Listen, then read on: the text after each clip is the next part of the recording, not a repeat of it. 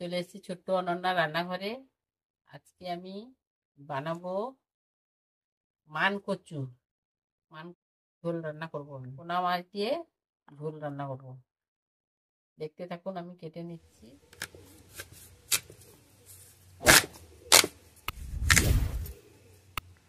দেখুন কত সুন্দর।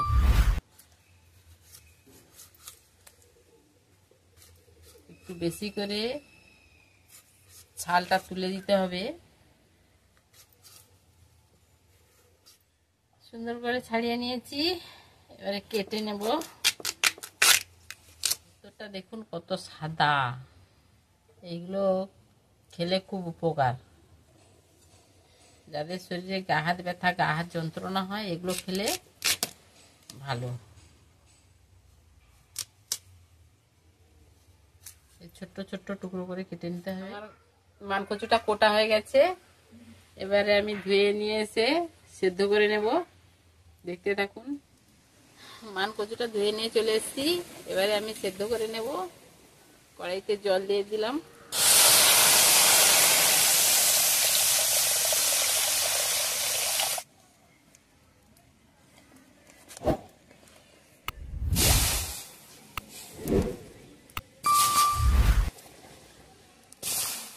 একটু হলুদ দিয়ে দেবো।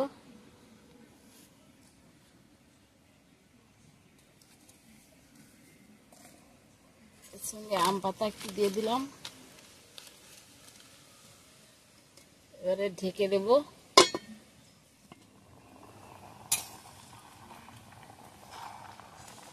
আম পাতাটা দিয়েছি তার কারণ যাতে না গলা ধরে যায়। সেদ্ধটা হয়ে গেছে, এবারে আমি নামিয়ে নেব। আম পাতাগুলো ফেলে দেবো এবারে।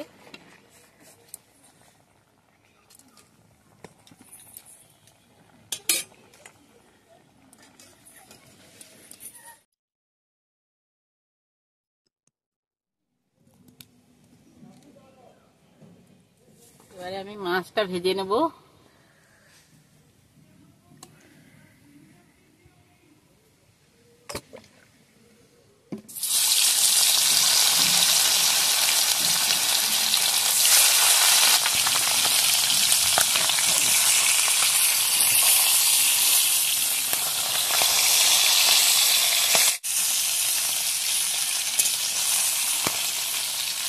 মাছটা সুন্দরভাবে ভাজা হয়ে গেছে, এবার আমি নামিয়ে নেব।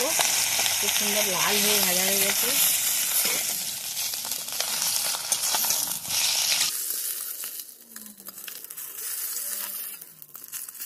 কড়াইতে তেল দিয়ে আমি মানকচুটা ভালো করে কষিয়ে নেব।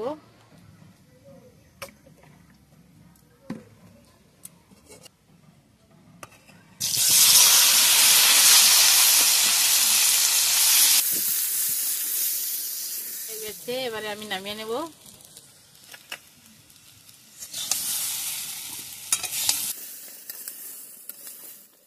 এবারে আমি তেল দিয়ে দেব। তেল দিয়ে মশলাটা কষিয়ে নেব।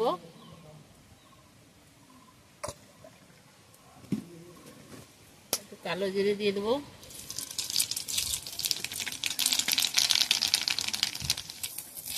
তেজপাতা দিয়ে দিলাম। পেঁয়াজ কুচি দেবো।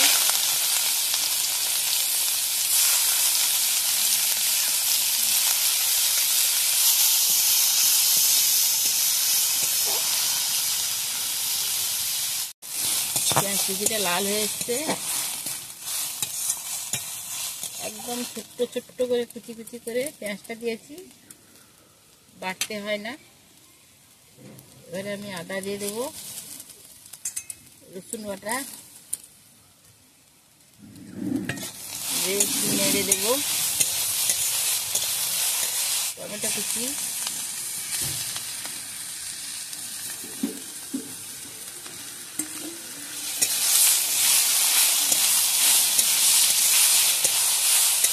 ধনে বাটা,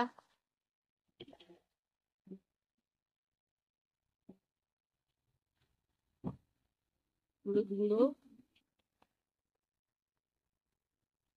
লঙ্কার গুঁড়ো পরিমাণ মতো,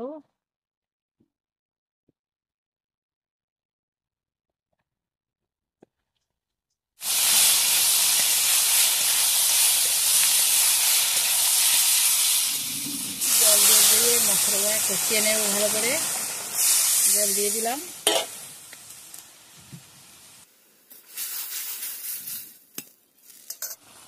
একটু চিনি দিয়ে দিলাম।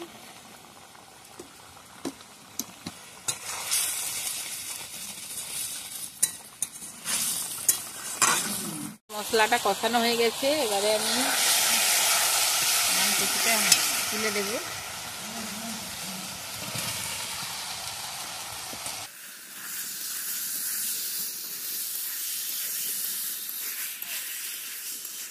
যেহেতু সেদ্ধর সময় লবণ দেওয়া ছিল, তার জন্য আমি হালকা করে একটু লবণ দিয়ে দিচ্ছি।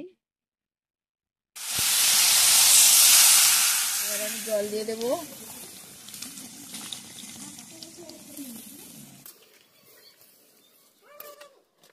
এবার ঝোলটা ফুটে গেছে, এবারে আমি মাছটা তুলে দেবো। মাছটা তুলে দিচ্ছি।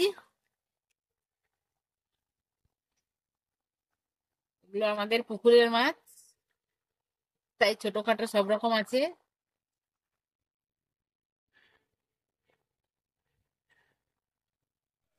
মানকচুর ঝোলটা রান্না হয়ে গেছে, এবার আমি নামিয়ে নেব।